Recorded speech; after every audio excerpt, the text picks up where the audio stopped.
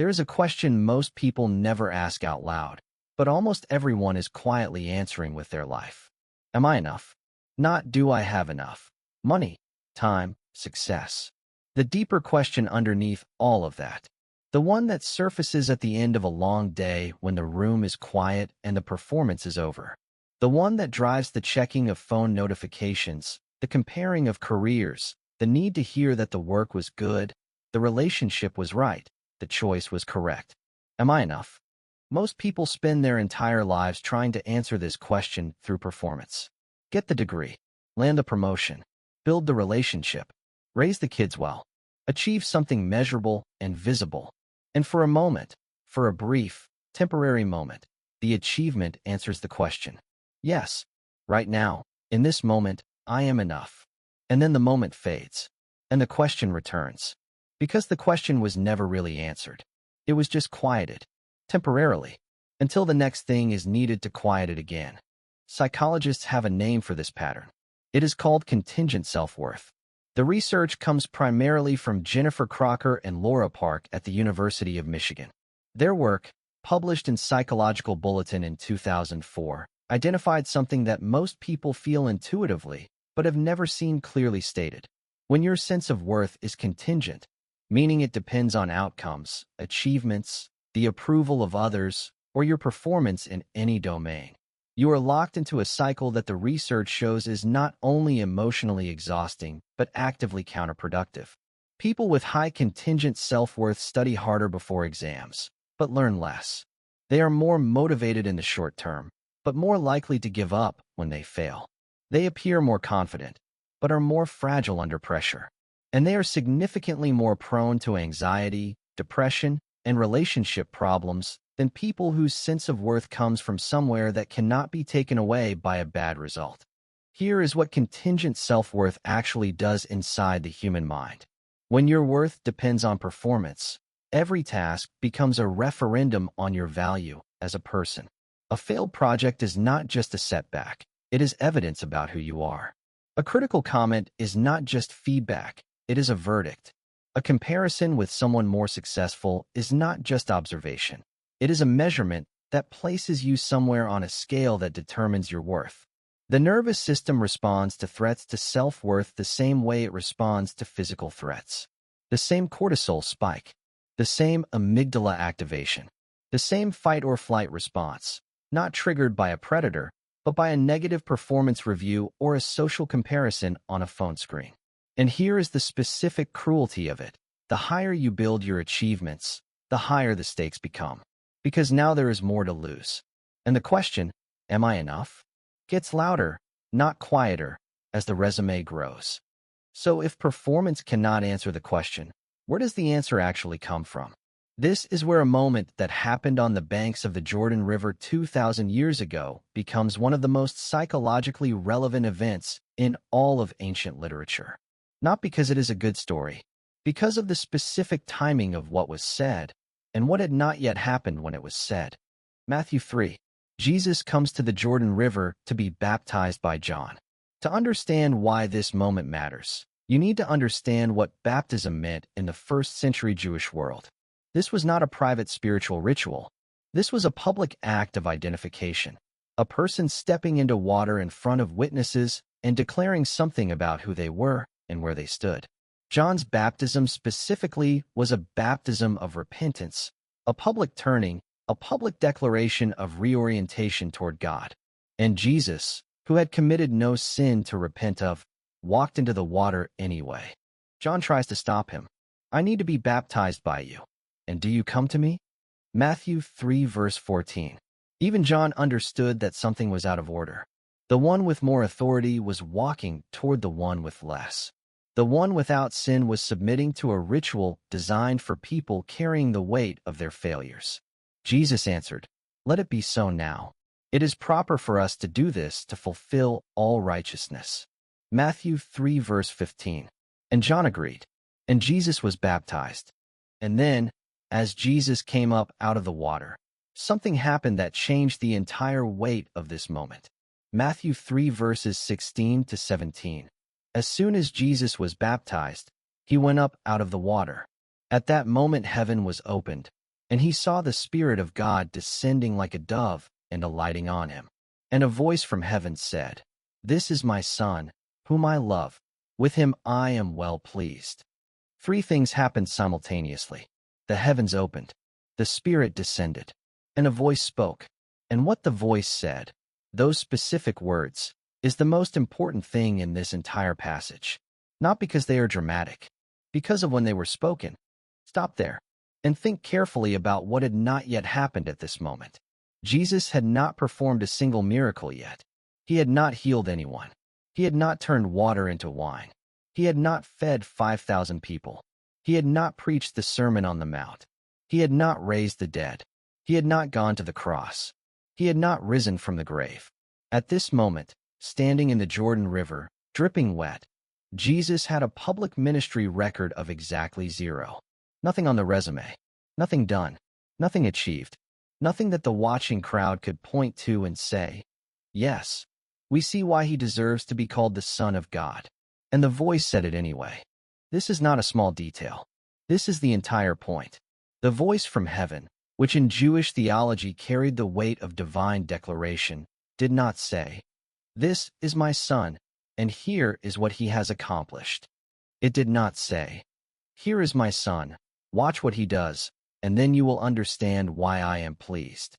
It said, "This is my Son, whom I love. With him I am well pleased."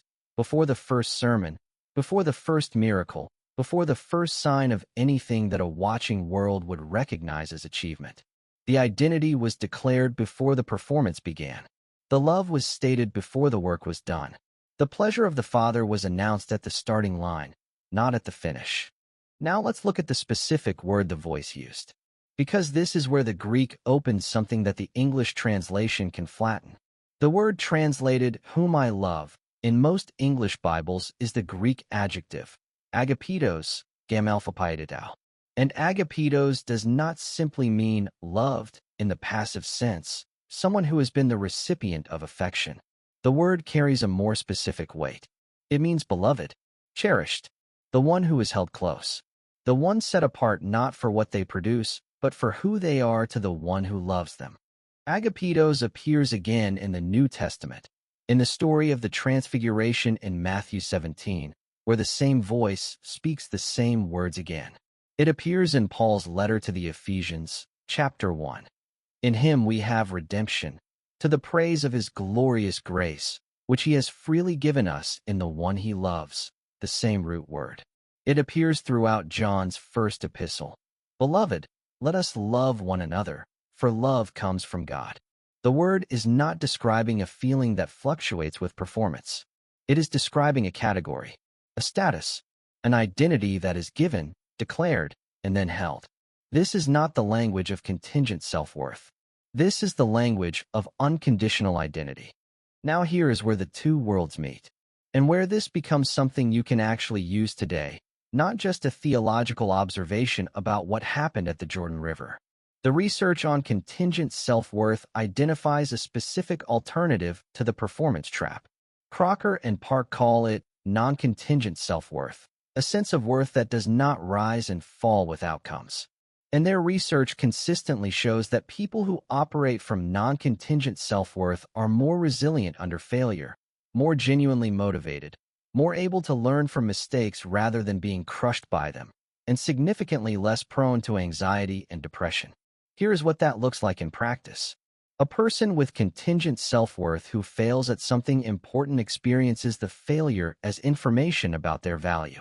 A person with non-contingent self-worth experiences the same failure as information about the task, useful data, a learning opportunity, a redirection, but not a verdict about who they are. The question is, where does non-contingent self-worth come from? And this is the specific place where the baptism of Jesus offers something that the psychology literature largely cannot. Non-contingent self-worth requires a source outside the performance system. It requires something that speaks to your value before you have done anything, and continues to speak it regardless of what you do or fail to do. It requires, in other words, exactly the kind of declaration that was made at the Jordan River, before the ministry, before the miracles, before the cross, before the resurrection. Before anything the world would recognize as earning anything, the voice spoke. This is my son, whom I love. With him I am well pleased. And here is what this means in a concrete, lived sense for the person watching this. Most people approach their sense of worth the way they approach a bank account. They make deposits, achievements, approvals, successes, and they make withdrawals, failures, rejections, mistakes. And they check the balance constantly to see where they stand. What the baptism of Jesus introduces is a completely different economic model. Not a bank account, a birthright. Something that does not fluctuate based on transactions. Something that was given before you made any deposits at all. The theological language for this is grace. But strip the religious vocabulary for a moment and hear the psychological structure underneath it. You are not being evaluated by the totality of your performance. You are being addressed, by name, before the results are in, as someone already held, already loved, already seen not as a collection of outputs, but as a person. This does not make failure irrelevant. It does not make effort unnecessary.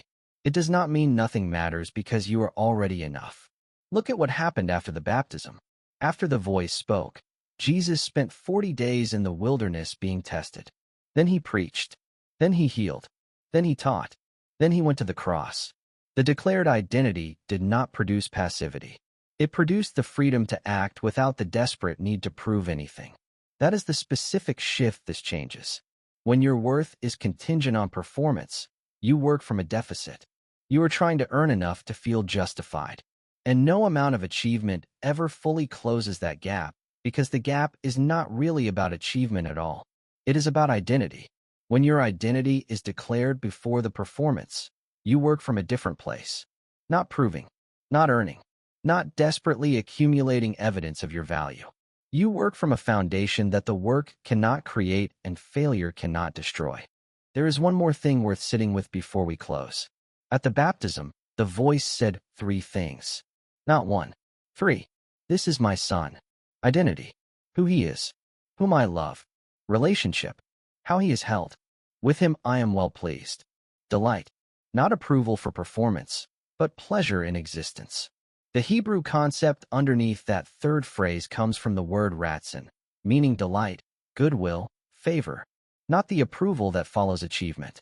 The pleasure that precedes it. The sense in which a parent looks at a child who has done nothing yet and simply takes pleasure in their existence. Ratzon. Before the sermon. Before the miracle. Before the cross. Pleasure in existence. Delight in being. Not delight in doing. So here's the question this leaves you with. Not a theological question. A personal one. Where is your worth currently anchored? Not where you think it should be, where it actually is. You can tell by paying attention to what threatens it. When a project fails, what happens inside? When someone more accomplished enters the room, what moves? When the approval you were counting on does not come, what does that do to your sense of yourself? The answer to those questions tells you more about where your worth is anchored than any belief you hold consciously about yourself. And if the answer reveals that the anchor is in performance, the baptism of Jesus offers a different place to put it. Not as a quick fix, not as a theological affirmation that changes nothing practically, but as a declaration that has been spoken before the results come in, before the work is assessed, before the verdict is returned. Agapitos. Beloved, before the resume, before the record, before the first word of the first sermon at the edge of the Galilean Sea. The question is not, have you done enough to deserve that word? The question is, are you willing to receive it before you have? Where in your life right now do you most need to hear, you are not what you produce? Tell me in the comments. I read every one.